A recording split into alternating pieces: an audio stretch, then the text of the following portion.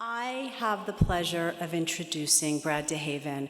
And as Jerry said, this is a personal topic, and, we all have to applaud that as he and his family have gone through this, that they have wanted to share this. So he's written 2 books. Not only is he an author, but an author regarding prescription drug abuse and addiction. He's been in the newspaper, he has been on radio, he's been on ABC, Fox, NBC, Huffington Post, CBS, talking about this very sensitive and personal topic. So let me introduce Brad for you. Thank you, Brad.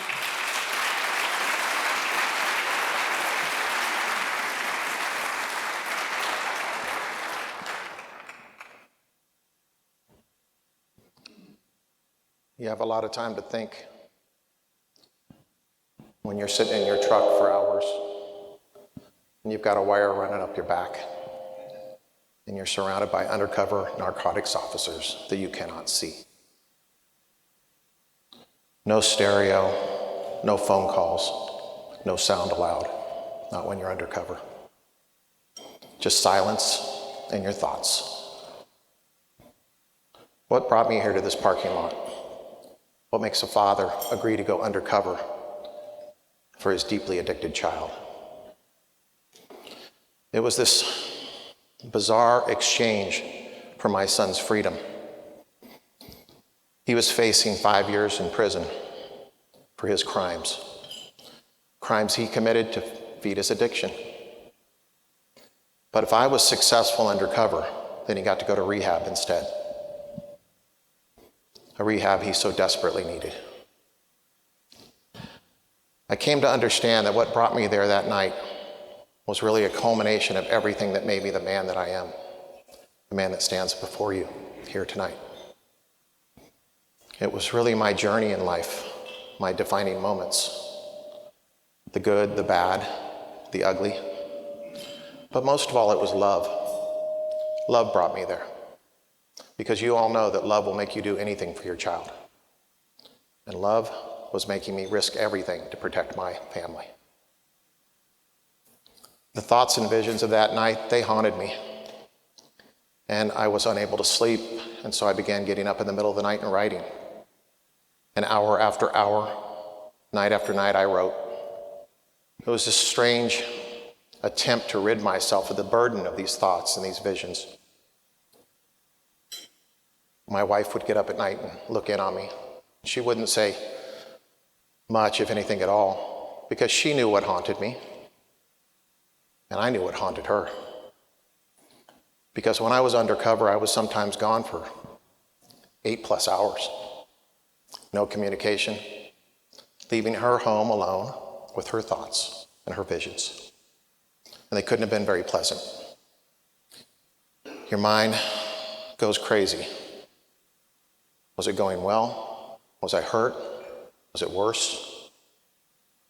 Would our son go to rehab, or would he go to prison? Did we get the bad guy? What had happened to our family? Where did it all go so horribly wrong? And where were we going from there? Those writings became my first book, Defining Moments. A suburban father's journey into his son's Oxycontin addiction. And it was a journey that began so innocently. Our 13-year-old playing across the street at the neighbor's house, and he fell off a trampoline and broke his arm. And we did what every parent in here would do, and we rushed him to the hospital. We had his broken arm set, they put it in a cast, and they gave us a pill for his pain. It was Vicodin. It's an opioid. And synthetic heroin is what it is. And I know you think that sounds dramatic. And I know there's plenty of people out there, including me, that have taken Vicodin and not gotten addicted. And the only way that you find out that you're addicted to something, honestly, is to try it. And that's when you find out. So don't discount it if it doesn't affect you. Because honestly, I would ask you to think about that if 1 in 6 people become addicted to it, the other 5 are fine. That doesn't mean it isn't a problem. I would ask you to compare it to the Russian roulette. 6 chambers, 1 bullet. Is it really risk is it worth the risk of pulling that trigger? I think not. So almost immediately when I released my book, this came out in a local publication in Sacramento, California, where we live. Sacramento News and Review ran a front page feature story on our story. Now granted, I had written a book, so you'd think it was out there, but you'd have to find the book, read the book, buy the book, all that. And this was in the newsstand in our community. So suddenly I was hearing from all of these clients that were seeing this in the newsstand, friends, and worse, family that we hadn't told our dirty little secret that was now so very public. So what happened was, after this hit and my book came out, I started getting calls from local media to talk about this because it was kind of creeping out as a problem. This is a solid 10 years ago when this all went down. So most of the calls were for little stories, but the big calls were when a star died, and that puzzled me. But I took the opportunity and I tried to change the narrative when I'd get on the news. It's like these politicians that change the narrative. But stars have been dying for years. And the problem with you seeing that on the news is you're like, it's just another star dying. They're crazy. They do these crazy things, so you discount it. I mean, some of the recent ones that I was interviewed for were Whitney Houston, Heath Ledger, and Amy Winehouse, and others. But the thing is that I knew that kids were dying. I knew because of my son. I mean, my son in his early 20s, and this will shock you, had been to 20 funerals of his friends, kids that had played at our house, that he'd been on their Little League team. I coined this phrase, and it's accurate. Addiction is not about you until it is.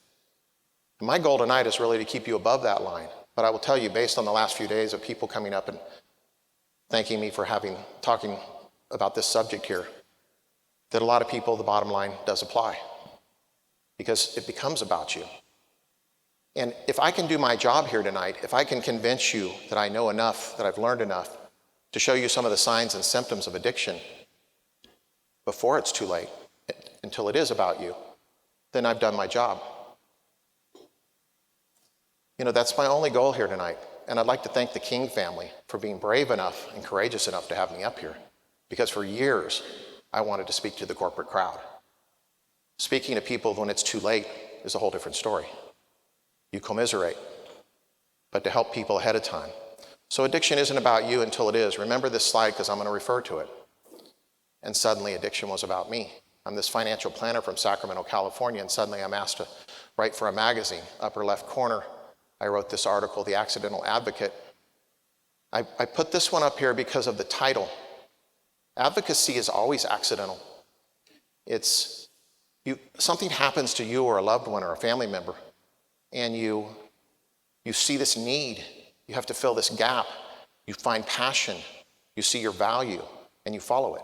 And you all know that. Anybody that helps out in something, it probably affected you in some personal way at some point. I was asked to host a radio show, and so I did. On my dime, I would leave Sacramento, California, fly to Arizona, and interview parents, parent advocates from all across the United States that most of them, if not all of them, had buried a child to addiction, and started some advocacy group that really addressed how their child died, and support groups in their local communities. I interviewed politicians. I interviewed experts because we wanted to get the word out there. I was asked to appear in documentaries, and so I did because you want to get the word out there. And I was asked to speak at congressional hearings. They called me the human side because I wasn't a doctor and I wasn't an expert, but I had this human experience, and I'd interviewed so many people. I was gathering all this information.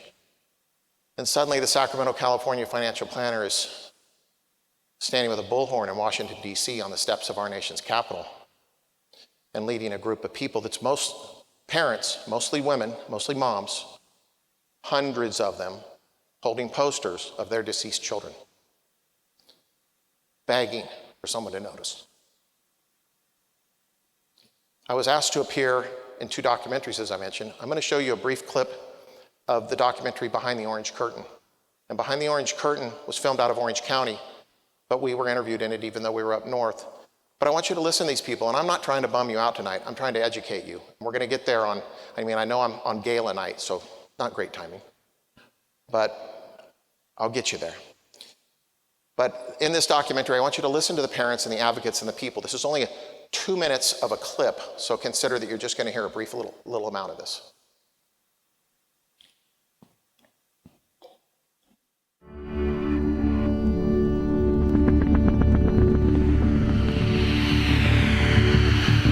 The OC, baby. I love living here. Orange County is a fantastic place. The natural beauty in Orange County is unsurpassed. There is tremendous wealth here, no doubt about it. Everybody thinks Orange County is the place to live. It's like the perfect world here, but that's on the outside. A lot of calls involving teen prescription drug overdoses. On the inside, it's a different story right now. It's an epidemic. It's actually becoming an epidemic.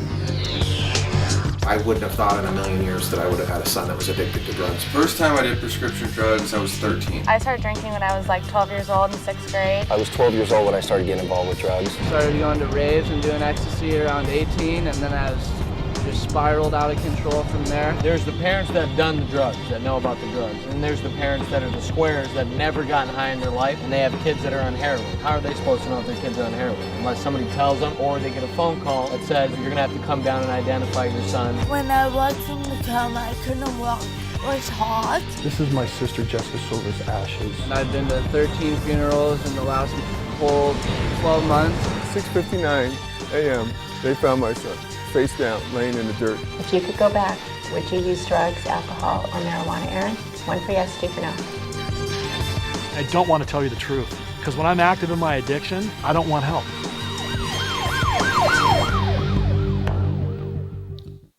So, in life, that old saying, you don't know what you don't know, is true. And I think some of the things I'm going to share with you tonight are going to kind of shock you that they're right there in front of you.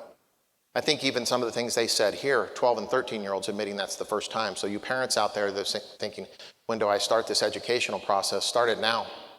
And start it on yourself. Again, I'm so thankful to be here tonight to share this information with you because I believe that all of you can share it with others. And I'm thankful to the King family for allowing me to speak on this night where the spouses and significant others are here as well. So I began speaking primarily at high schools.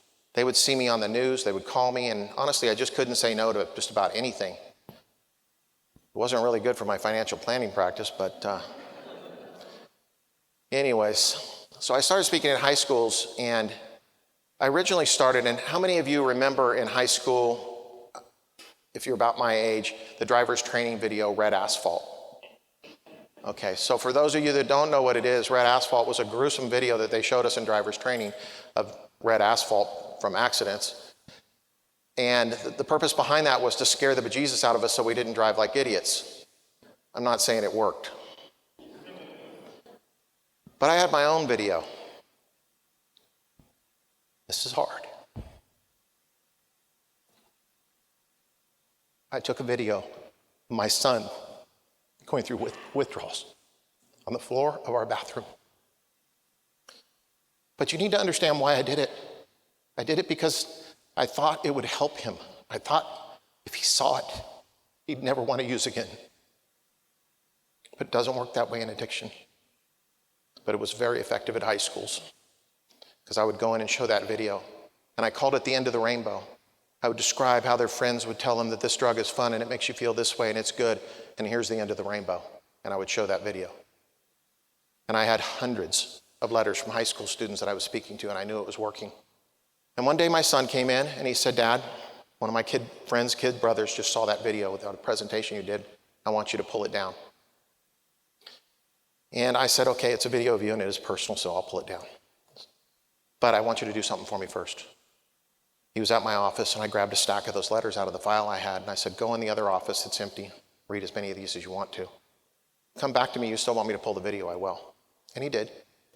He went back in the other room. He came back almost an hour later. He must have read every one I gave him. And he said, keep showing the video. It's helping. So after that, I was asked, I'm going to tell you a story about a pretty big event that I was asked to do in the South San Francisco Bay Area. It was a town, very wealthy area, and they wanted me to do 4 events in one day. And so I did. Even though it was a couple hours from where I was and I had appointments in between, I did what I could. And the lay of the land was this. There was going to be 3 events during the day. There were going to be huge assemblies. We were going to show the movie that you just saw the clip of, the full movie, Behind the Orange Curtain. After that, I was going to do a Q&A with the students and the teachers. And it was heart-wrenching to talk to the students and teachers afterwards. But I reached 1,500 students in one day. And in the evening, the lay of the land was for the parents. So it was after hours when the parents get off work. And this is what the audience looked like. 1,500 students and 12 people showed up. I tell you that because those 12 people had one thing in common. They all had a kid that was an addict. And they were there. And I was preaching to the choir. But who I really wanted to talk to was the people that should have been in those empty seats. I wanted to help them not walk in all of our shoes. I could commiserate with these 12, but I could help all those empty seats.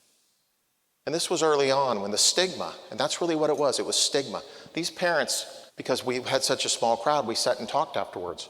They said the other parents don't even talk to us anymore. They know our kid's an addict. There was stigma being associated with them even being around them. Their kids didn't want them around them at all. Now, some of that has changed. The more press that we get on the opioid crisis, we're starting to see these rooms fill, and even full, completely full, unfortunately, when there's an an overdose at the school. I've done events like that in a standing room only, hundreds of parents, because they can go there now because it's not about their kid. It's about this emergency that just happened. The other exception is I've done some freshman orientation meetings, and they all show up because, well, you know how it is when you're a freshman parent, you're about to throw your goldfish in a shark tank. So you all show up because it's not your goldfish's fault. It's what these sharks are going to do to them.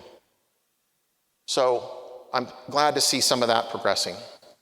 I was in another documentary called Painkillers, and Painkillers is a bit of a different take than Behind the Orange Curtain was. It was more story-oriented and then sprinkled with some of the addicts that chimed in and a lot of doctors in that kind of angle. But the story, I'm going to show you a brief trailer of that, and you won't see this in the story, but in this movie, they actually had me reenact my scene of being undercover. So suddenly, Granite Bay, California, which is a pretty ritzy area where we used to live, couldn't afford that anymore. Anyways, we were sitting in a Safeway parking lot with boom trucks and lights, camera, action, and I'm in my Dodge Ram quad cab with some tiny little cameraman squatted down in the back seat filming me from that angle too. So they did a whole reenactment of that. But watch this, and please, again, listen to what these advocates, professionals, doctors have to say about this crisis. Prescription drug use is the fastest growing drug problem in the country. Local authorities also speculate that opioids may be a gateway drug to other drugs like heroin, painkillers known as opioids, account for 75% of drug overdoses in the nation. The result is an epidemic of more than 16,000 deaths per year. There's 100 million people in this country who take pain pills. There's about 20 million people who are addicted without even really knowing about it. Since 1999, there's been a 4-fold increase in the number of prescription drugs available. Every 20 minutes, an American dies from an unintentional overdose on opioids. Prescription opioids are a legal form of heroin. That's all it is. The messaging that was delivered to doctors was actually pretty clear, that you could use these drugs safely in the long term. Addiction does not discriminate. It affects every single facet of American culture. It might be the biggest drug safety problem that North America has ever faced. It's said to be more intense than heroin, and I never knew that when I was doing it. I really started understanding that I was completely selfish. Drug use is selfish. It's a personal thing, and you do it to yourself, and it hurts everybody else. Oxy, it was my life. It was my boyfriend. It was my family. It was the thing that was always there for me.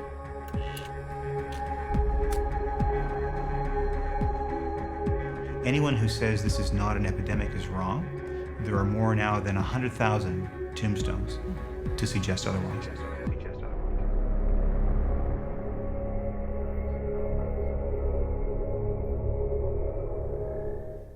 So that was my son in the white t-shirt who said, drug abuse is selfish. You do it to yourself and it hurts everyone else. I would go one step further than that. I would say it's like a landmine. The addict may step on the landmine, but the family gets hit by the shrapnel. And if you have somebody in your family that's an addict, you know exactly what I'm saying. We're all hurt in a different way. So through my radio show and some of my advocacy work, I started getting referrals, phone calls from parents that just needed to talk to somebody and needed to know what I knew, how to help them. It was always too late. With the information I was gathering from interviewing them and talking to them and the addicts, I began to pen my second book, The Addict Among Us. I was getting somewhere between 3 and 5 calls a day, probably an average of an hour or more per call. So my financial business was suffering even more, but I couldn't say no. It was just something I couldn't turn off, and I kept taking the calls. I wrote The Addict Among Us, which is how to prevent, detect, treat, and live with the addict among us.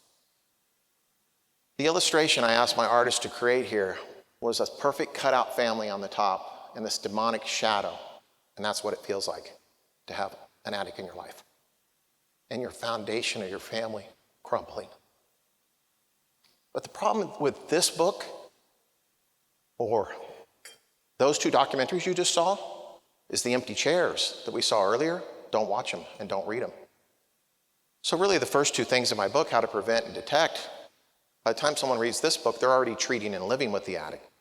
And that's the problem. And that's why, again, I'm so thankful to be here today. So I told you I'd show you some signs and symptoms. And I'm going to take you somewhere that you probably didn't expect to go. So we have a few items up here on the screen. There's foil with little black Sharpie-looking lines on it. There's Bic pins, crushed pills, and a spoon. I think we can figure out the spoon. So I get this call from this woman in one of my many calls. Boy, if I could get referrals like this in the financial business, 3 to 5 a day. Anyways, I get this call from this woman, and she's dying for information. She introduces herself. She says her husband is on the other line on a landline at their home. They want to talk to me because they've got a son that just went away to college about 3 months ago. And he's overdosed on heroin. He's fine, but he's in the hospital and he's overdosed. And she wants to know, how did this happen? She heard from a friend that I might be able to help them. And I said to her, well, tell me more about him. What was his drug of choice before he went away to college a few months ago? And she said, oh no, he doesn't do drugs. He's never even smoked pot. He's a straight A student. He's on a full ride scholarship for athletics. So I deal with this a lot when parents call me. They're completely in denial. They don't see on this side of their picket fence. They only see little Johnny, the shithead across the street. They don't see that their kid has a problem. We all do that. So I said, okay, well, you want me to help you better understand this, then I need to help you better understand this. So do me a favor. Go to his bedroom and tell me what you see. And she says, okay. So she walks down the hall and she starts to describe his bedroom, a bed, a dresser, a desk. I said, okay, stop at the desk. Pull open like the top desk drawer. And she said, okay. I said, well, tell me what you see. And she said, a couple of lighters and a bunch of Bic pens, a lot of Bic pens. And I said, well, tell me, the Bic pens, can you notice, is the outside plastic casing missing? And the only thing left of the pen is the inner ink portion. So the plastic piece is gone. And I hear her rustling around in the drawer. And she said, yeah, there must be 100 pens in here, and there isn't a casing on one of them. She goes, how did you know that? I said, well, let me ask you another question.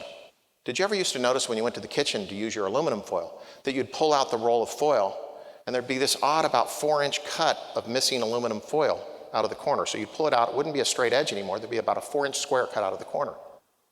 She says, yeah, I used to notice that all the time.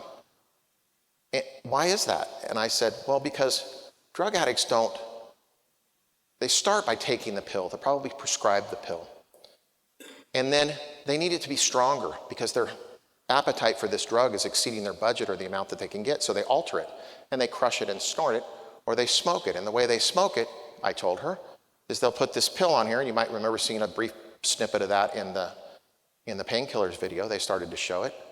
But they'll put the pill on the foil, they'll put a lighter underneath, the pill slides along, and they inhale the fumes with this outer plastic piece because it's more heat resistant, and it's commonly used for that. Thinking I've solved the crime, she says, well, I don't believe you. Okay. I said, well, let's do one more thing because I'm going to do my best to get you to believe this. She says, well, he just went away to college and he only did the heroin twice. And I said, well, how do you know he only did it twice? And she said, well, because he's overdosed twice. I said, it worked out so well the first time, he tried it again, huh? Anyways, so I had her go to her kitchen, and she says, she's getting aggravated with me, by the way. And she says, well, what do you want me to do in the kitchen? And I said, well, your silverware drawer, or utensil drawer, open it for me. She says, why? And I said, I think we're almost done. You called me. So she opens this drawer. You can hear it's pretty aggressive because, when that whole thing slides forward and hits. And she barks at me, what now? I said, well, I just have a question. Where are all your spoons? Complete silence, followed by her rustling through probably every piece of silverware, every little area. And she says, how did you know all my spoons were gone? I said, because heroin addicts don't put the spoons back after they use them. They use them, they get discolored, they throw them away. And how do I know this? Yeah, from talking to a whole bunch of parents. But it happened in our house too, and we looked past it. So sometimes the signs of addiction are things that just don't add up. They aren't the typical signs that you think that they might be. So looking beyond, it's like looking at your own kid instead of little Johnny across the street. You kind of have to look at these things. I'm going to show you a brief interview that I did on Fox. And the reason I'm going to show you this interview is there's a lot of good information, and then it kind of bridges into where we're going to go from here. So listen to this because I kind of flipped the conversation on her and him and got it in the direction that I wanted it to go and got some pretty good licks in. It's a short interview with Fox. The untimely death of Glee star Corey Monteith is putting a new face on drug addiction. Monteith certainly did not fit the typical stereotype of a heroin user, or that's what many people thought. Hey, baby, I think I want to marry you. Heroin use among teens has spiked for the first time in 10 years. 80% more teens are turning from prescription drugs to harder, darker substances like heroin and even crack. Author Bradley DeHaven joins us now. And Bradley, first of all, how are you this morning? Fine, thank you for having me. And you were just telling us some alarming numbers. First, it goes in fads, I imagine, but it was prescription drugs that a lot of teens and people in their 20s and 30s were into. Now it's going, like we saw in the case of Corey Monteith, into heroin, and by staggering numbers. Absolutely, it's leading to heroin because those medicine cabinets eventually run dry of the drugs that addicted them.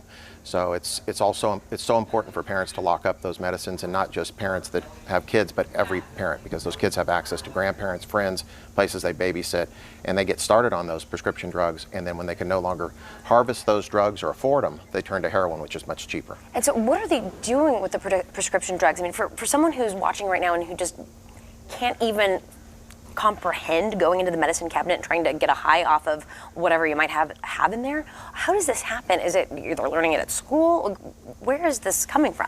Well, it's a subculture where they kind of teach each other how to abuse these drugs, and all the rules have changed with drug abuse. And so they're taking these drugs and they're not swallowing them, they're crushing them, they're snorting them, they're smoking them, and eventually they're shooting them. And then that's what leads them to heroin, is that the genie's out of the bottle. They've started shooting a prescription grade heroin like an Oxycontin or Opana or something like that, and then they turn to heroin because it's far cheaper. I have a friend who works as a clerk at a supermarket, and he says, I can tell when the person who is on speed or meth comes in, because I've seen enough of them. But in the example of Corey Monteith, you can't tell that he's a heroin addict. He's an actor, he's popular, he looks like everything's great. The face of all this is changing significantly. It really is, and that's really the head fake for parents, is that you can have that star athlete, that A student, that great all-around kid who maybe injures himself and starts on a prescription drug for no other reason. You know, my own son, who became a prescription drug addict, started with a broken arm and a Vicodin, and it escalated all the way to heroin. Wow. And were you shocked when you learned that? Absolutely. I thought I knew everything there was to know, and you have a choice when you learn about prescription drug abuse and drug abuse in general. You can learn on your own terms, or you can learn when you're forced to. And I really suggest to parents that they get out there and learn all that they can and start looking for some of those signs. You're right, a lot of those signs, Eric, are very difficult to notice, but you want to look for those pinpoint pupils and different changes in their attitude, weight changes, drastic weight loss.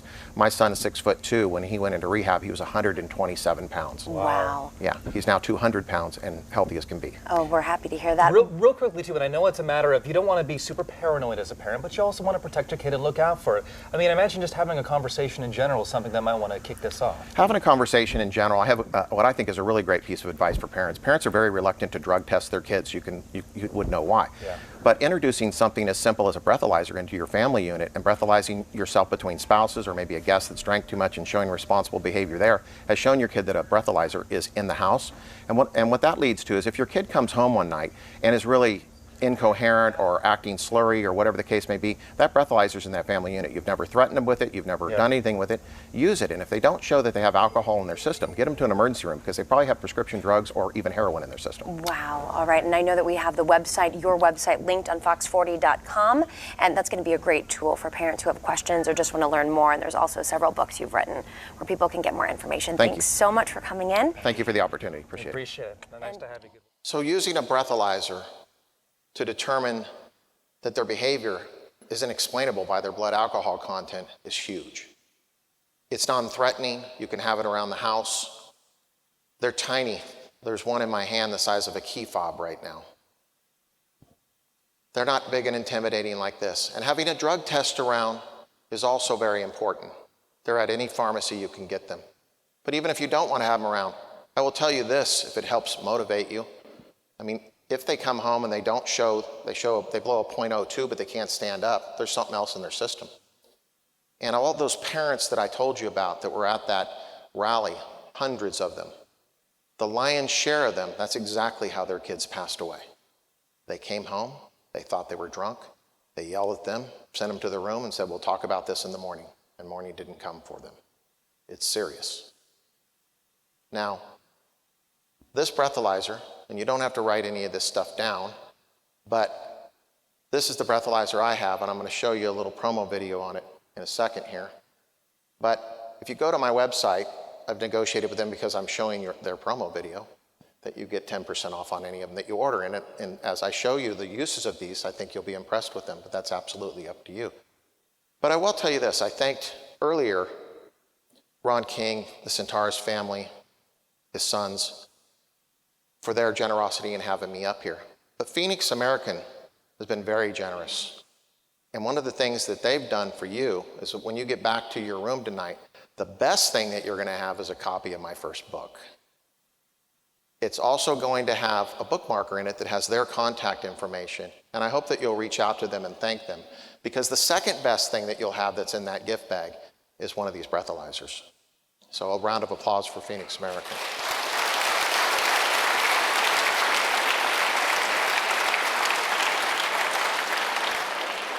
And that's quite a commitment if you think about it. For all the producers in this room, they're like $70 a piece. So that's a big number and that's a big commitment. And I'm very thankful because it really helps me get the point across.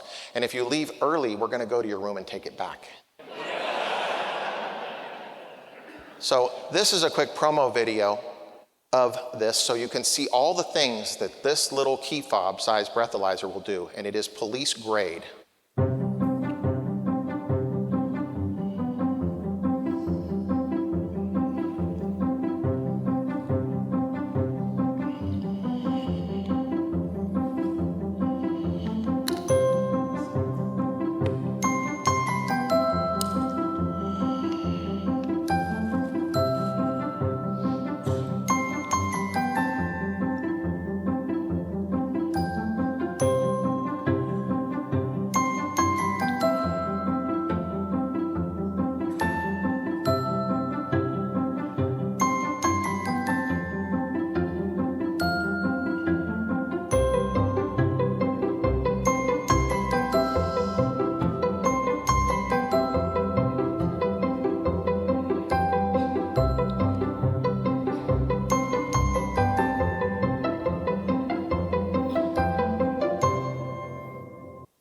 So for those of you that are iPhone or phone challenged and don't want to sync it, you don't have to sync it to your phone. Although it makes it a little more interesting and interactive, and it'll even call an Uber for you. So that's handy. Anyway, especially when you blow twice the legal limit, I'm sure.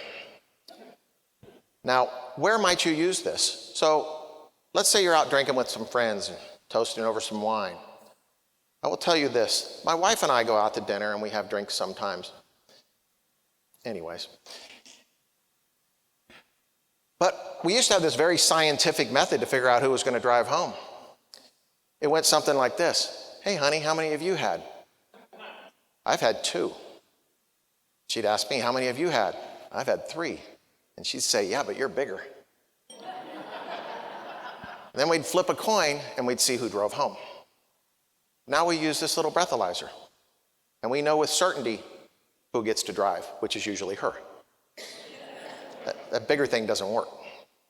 But anyways, it's nice to know when you pull out of a place that your driver just blew a .02. Because if you've ever seen red lights in the mirror after you left a restaurant, or those pesky roadside sobriety checkpoints, it's nice to know that you can pull up that roadside checkpoint and say, have you been drinking with your dinner?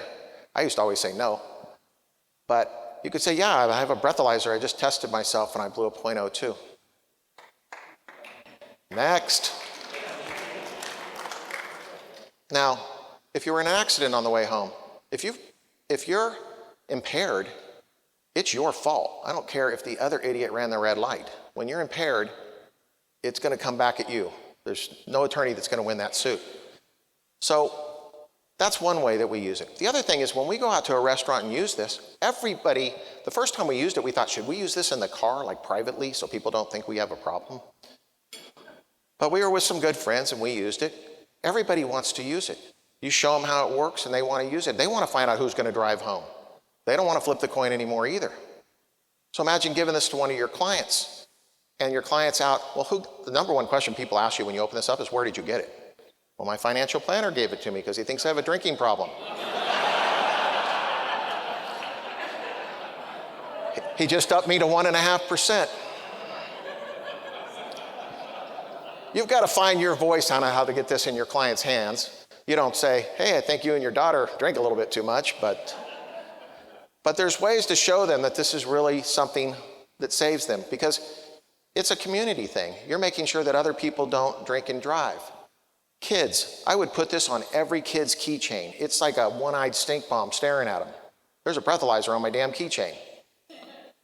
And they're going to use it to help other kids. We've tested this out. It works. They go to parties, and now they know that somebody sober is driving them home because they've got this to check it. And we've all heard the horrible stories when somebody not sober drives a whole load of teenagers home. But that's one great way to use it.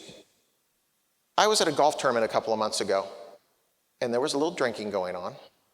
It was called the Irish Italian, so I think it was like part of the deal. But it was during the day, and then there was a dinner and drinking at the end. At the very end, I knew I had to leave pretty soon, so I started drinking water, because you don't just take a shot and blow it down the hose here.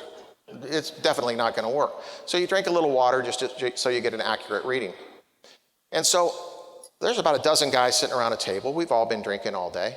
I picked this thing up. I didn't say a word. I just took it out and I started using it. And then it was like E.F. Hutton came in the room. People were listening. There wasn't a peep from this table all of a sudden of a bunch of rowdy guys. And they wanted to know, what are you doing? What is that? I said, it's a breathalyzer. Well, why do you have it? I said, because I don't want to drive home in our community and hurt somebody. And now I know I just blew a .04, so I'm well below the legal limit. I'm half the legal limit, so I think I'm okay to drive. Well, everybody at this table used it. And I'll tell you, they asked to use it. And for you germaphobes, there's a little plastic adapter that goes on the top. You can wash it later. There's like 3 of them in there, I think. But anyways, I think I swallowed one. I blew over the legal limit that time. So a dozen guys at the table, 6 of them blow over the legal limit. 2 of them blew twice the legal limit. And every one of them was about ready to drive home. And I'm proud to say not a one of them drove home. They found somebody that blew under the legal limit to get them home, or they called an Uber, or they called a family member. And as far as teenagers, how many of us tell our teenagers, hey, if you've been out drinking and you feel like if you drank too much, give me a call, no questions asked. Anybody ever heard that? Well, your teenager's using the same scientific method that my wife and I used to use. They're flipping a coin and they're deciding that they're okay to drive. So these come in handy. Have them there, and I would put them on every keychain. And as far as for employees, for everything else, because you know what happens? Everybody recognize this guy? The Hotel Trivago guy. He gets a DUI and it's on social media like crazy. Now I want you for a second to just picture your picture there, and underneath it is your good company name, because remember, part of my title was how to protect your business from addiction and excess. But your company name, and I don't think you're going to hit, unless you guys are more famous than I know, but you're not probably going to hit the national social media, but what if it hit your local paper? Or what if this wasn't you, but one of your partners, or your front desk person, or one of your employees with your company name? So I think talking to employees about showing responsible behavior is good. And getting this in clients and employees' hands where people say, where'd you get that? I get it from my boss. Is he a cop? No, he's a financial advisor. But he just cares about our community. He wants to make sure that nobody drives impaired. So he gave these to everybody in the office, and he wants us to use them when we're out with friends. So feel free to use it if you want. So there's a message in there that you can certainly use. Now, we all come to these meetings for one reason, and that's to learn stuff from our favorite wholesalers. And they're the best. We love you. I'm going to tell you a little wholesaler story of mine. I left a meeting like this, and we do that thing where we get back to the office, and I told my gal at the front, my gatekeeper, we all have those, that if so-and-so calls from ABC Mutual Funds, let him through. Set an appointment, because I had seen something at one of the meetings that I wanted to see. So I walk outside, and there's this wholesaler. It's never the guy that spoke at the conference, or rarely. I've never seen the same person. And I walk outside, and this dude is young. I mean, he is fresh out of college. I think today he was celebrating the first day he ever shaved. So I greet him after I'm shocked that he's actually my wholesaler. And I walk him back towards my office, and he walks in. And we're about halfway to the desk. And he reaches over and he says, hey, nice shirt. My dad has that same shirt. Well, needless to say, I don't wear Tommy Bahama at the office anymore. So then I sit him down in the guest chair, and I sit in my chair, and behind me is, in front of us is a desk, but behind me is my credenza with all my warm and fuzzy stuff that humanizes me to my clients. Family pictures and plants and a couple of trophy things that I stole from somebody else that produces way more than me. Thanks, Jerry. And he looks at me, and he's doing that wholesaler 101 thing that I call it. It was like, I want to learn more about you and your business, and then we're going to, figure out, they got this thing. It's like this sentence or whatever. And so then he starts the warm-up part, and he looks over my shoulder at the desk behind me, and he says, hey, that's really a nice picture. And he's pointing over here, and I said, this one? He goes, yeah, is that your grandkids? I said, well, no, those are my sons. So then he looks on my other side, and he says, well, that's a beautiful picture too. Is that your daughter? I said, no, that's my wife. So then he says, so what are you, like 60? And at the time I had just turned 50, and I said, no, I'm like 50. And he finishes with a bang. He says, well, at least you still got all your hair. So I know these wholesalers don't want to screw up these relationships. They certainly don't want to say the wrong thing. So if this guy happened to take me out for a couple of beers, well, right after they carded him, I'm sure he doesn't want to say, hey, I think you've been drinking too much, so maybe you should call a cab, because all I would hear is, hey, old man, I think you've been drinking too much. And so I know I have some advice for the wholesalers. Get one of these little breathalyzers. Don't tell the producer to use it. Use it on yourself. Because if you're fighting that fight of, getting in our office, just pull it out and use it on yourself. And I probably would say something, if I didn't know about these, I would say, well, what is that? You'd say, it's a breathalyzer. Well, why do you have it? Got a drinking problem? Well, no, as you know, as a wholesaler, we take a lot of guys out. We do some entertaining. And I certainly want to make sure that I'm safe to drive in your neighborhood. and around your community. And now you've just grown in leaps and bounds from me. And maybe if I really liked it, you suggest to bring me one next time. You tell the story that you heard here today about how it can work with kids and teenagers and things like that. Because that's going to endear you to them. And you know that when you guys get out your corporate card, we turn into your fraternity brothers anyways. So we may drink a little too much. He probably was going to get me drunk and talk about legacy planning anyways. Anyways, I put this up here because I got to tell you, my fellow advocates and myself were so pleased. This was in 2008 this came out, that there was information about addiction in People magazine, because we would only see it in addiction publications or buried somewhere on some back page. And when this came out, look at that upper right-hand corner in 2008. 61 people a day, according to the CDC, were dying of prescription drug overdose. And yet, we were shocked to see it come out. So just for a second, think if 61 dolphins washed up on the shore of San Diego tomorrow. Do you think it'd be national news? Right. But these were actually 61 humans every single day. Now, fast forward to now, and that's the first year that that's come down, that number, not from here. It's gone up every single year except last year that it went down. And the number of deaths by prescription drug overdose now stands at about 200 a day. And that's why I'm up here, and that's why you're hearing about it, because this is an epidemic. 200 people a day. It's crazy. So let's talk more about signs and symptoms. You might have heard me in that one video talk about pinpoint pupils or dilation of pupils. The eyes don't lie. If someone's eyes don't fit the room, if everybody's got one set of eyes and your person that you suspect might be using drugs looks like this, Google it and find out what it is. If it's a pinpoint pupil, it's probably opioids. Now, sometimes when people take medication, this happens. But if it's every single day, it's probably telling you that there might be a problem there. Also, text messaging. If you suspect a loved one is abusing drugs in some sort, then start to do your work. Again, look for the things that don't add up. So text messaging is very popular nowadays. I always swore I wouldn't use it. I use it all the time. But anyways, if you see a text from your son who you can't get to take out the garbage to his friend that says, hey, can I come over and get that ladder, climbing ladder? It doesn't make sense, does it? And ladder is a code word for Xanax. And I'm not asking you at all to try to memorize every code word of every drug.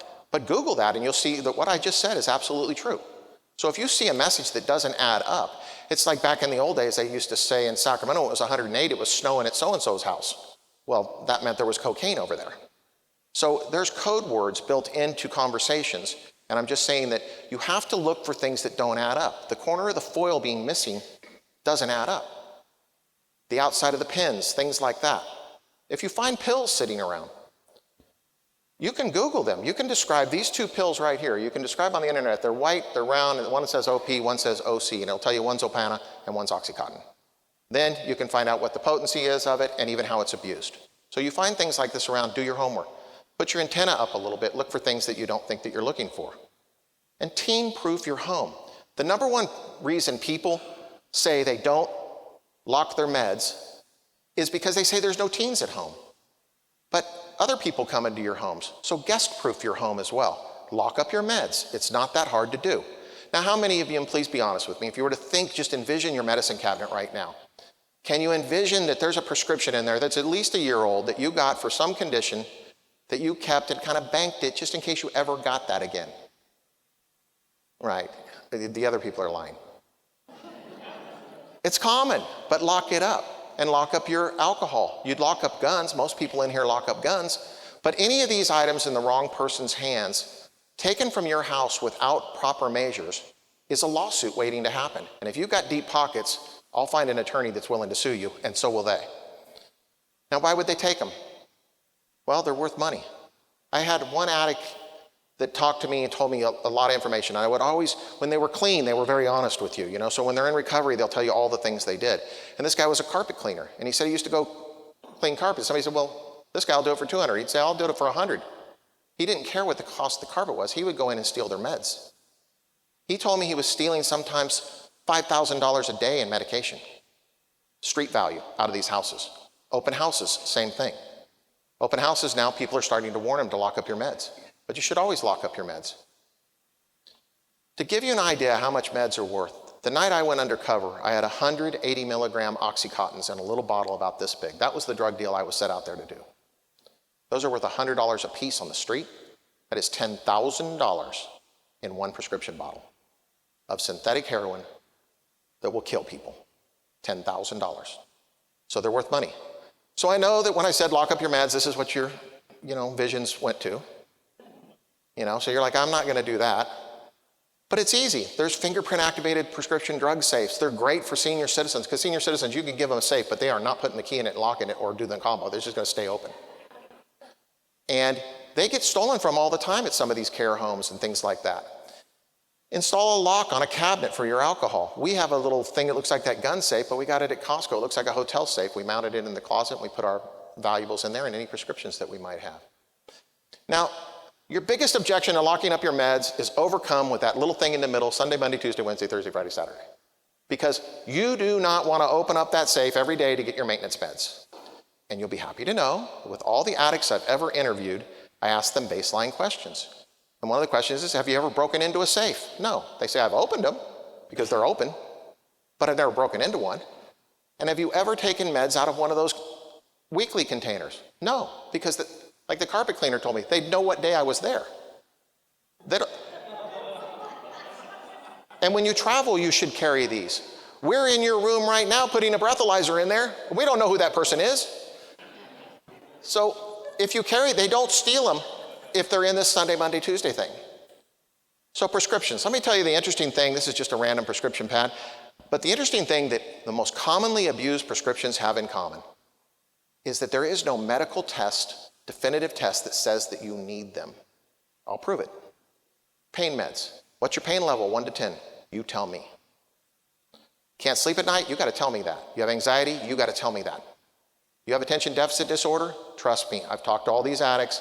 They parrot those symptoms. Their parents drive them to get the ADD meds. They give them the whole bottle, and they go to school and sell it for $10 a pill. You give them 30 of them, that's $300 cash. So on that note, if your kids are on any medication, you dole it out or give them a Sunday, Monday, Tuesday thing, and you can keep track of it. It really screws with them. Now, you see this med thing is made out to Mr. Question Mark, but on the next page, it's suddenly made out to me. And the reason I do this is because we check ourselves too. When my wife and I found out how addictive some of the medicines that we were taking, once we got into this world and what had happened to our son, we started to work with our doctors to get ourselves off of some of the medicines we were on. And all of these meds that were on here, I was at one time prescribed. Some I hadn't refilled, but you know how that is. You leave the refill in there and you just refill it. And I don't take any of these meds anymore. And I'm not for a second judging anybody or suggesting that you stop taking the meds you're on.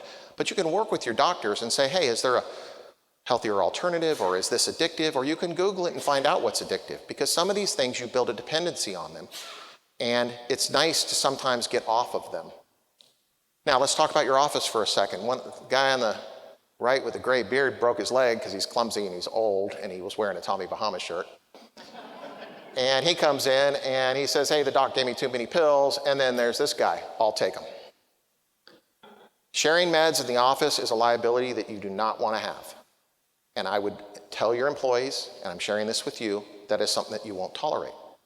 I met a woman after one of my speaking engagements, and she came to me and she told me a story about a coworker that had died of an overdose. And they were all surprised until at the funeral for him, they started talking and realizing that he'd been bumming and borrowing pills from all of them for years. One excuse or the next on why his doctor was out of town or he couldn't get him or what. He was borrowing from everybody in the office. He was addicted. And they didn't know it. And they fed that addiction. And I'm here to tell you that's a liability for your office. Speaking of liability, these are all great signs, huh? We love to see this kind of stuff.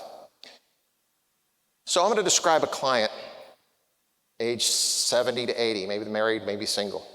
They have kids that are 50 to 60. And you've been watching for years as these kids have come up with one excuse or the other for their parents to liquidate something to send them more money for some BS reason.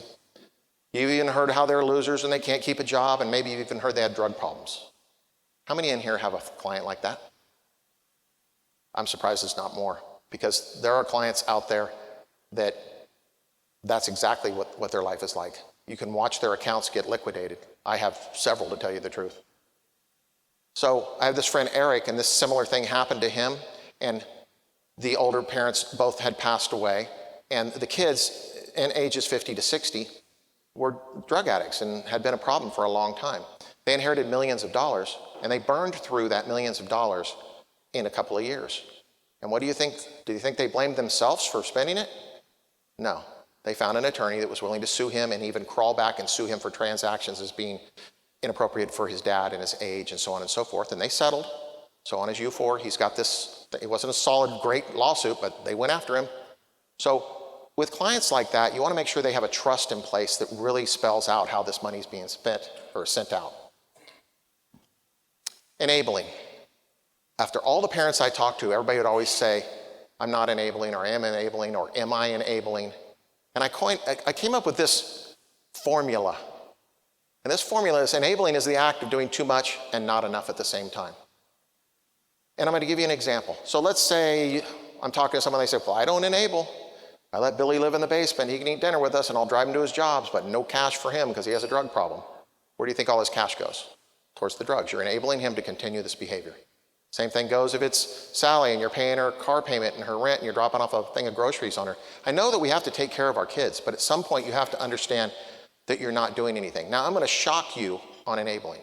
Some parents will even go undercover for their children. I'm not naming any names, but that's how it was too much and it was never going to be enough to stop my son from using. He needed professional help. And speaking of professional help, I kind of don't like this slide, but it's a good illustration. An animal gets trapped in a cage. It didn't intend on it. It was just going about life, and one day it finds itself in a cage, just like an addict. It doesn't really want your help. If you reach in there, it's going to bite and scratch you. It needs your help, but we're not qualified to do it. We in our professions tell our clients how to trust us. We are the professionals. If you have an addict in your life, seek professional help because you're not going to get them out of there on your own. Now, you think we've been talking about kids using drugs all day, so psych. Ages 45 to 55 are 3 times more likely to overdose on their prescription meds than under age 25.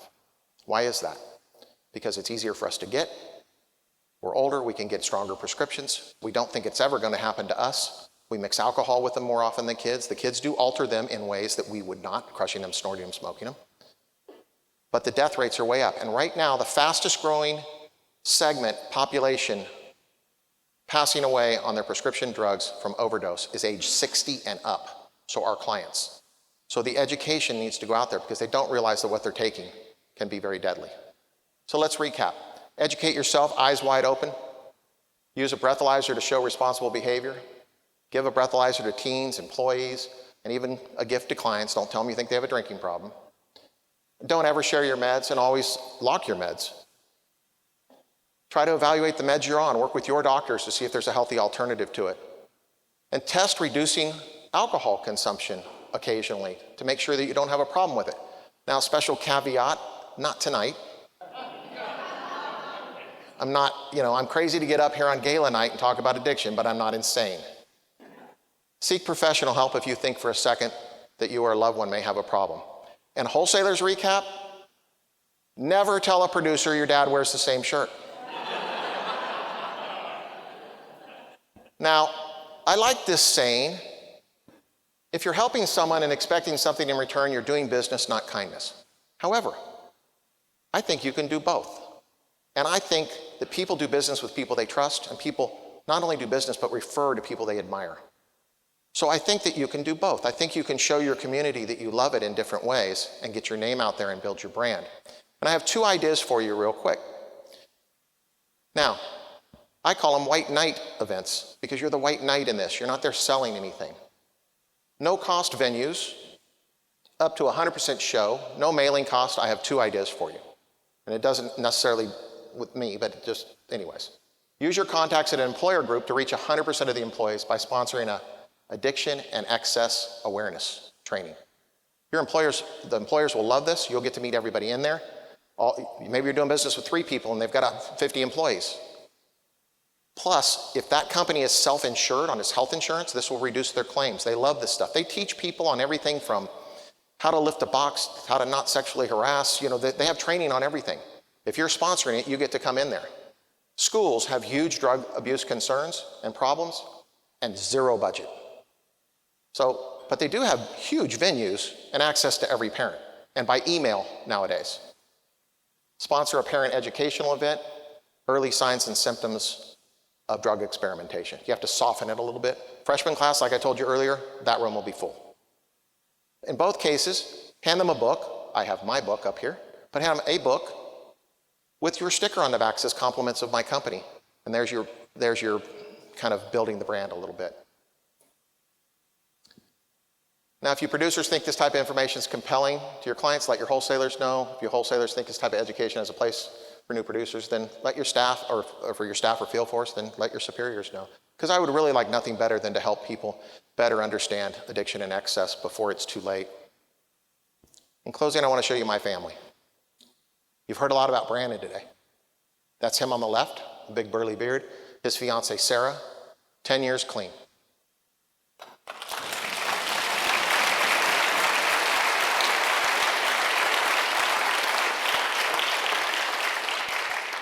Sarah's a nurse practitioner.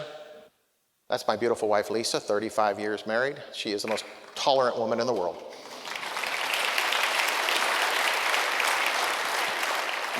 My daughter-in-law, Kayla, is pregnant in this photo, and my son, Bryce, who was very affected by all of this as well. And by the way, wholesalers, this is a grandchild. Okay?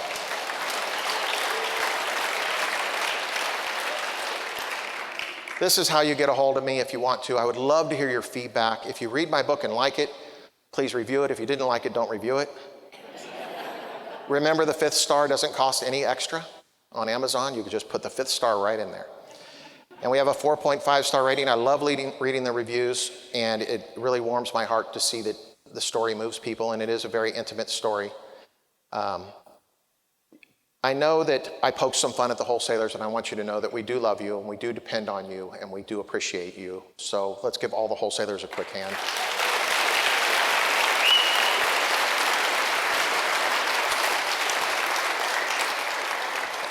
And there was so much more I could have done, so I just want to throw this out there to Centaurus. If I don't qualify for the Hawaii deal, I'm happy to finish this meeting in Hawaii.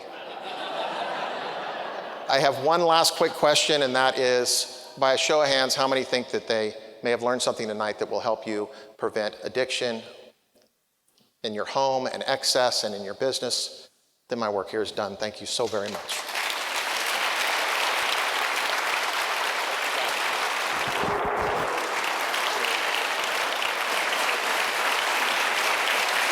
I'm going to grab this water. Thank you. Oh. Thank you.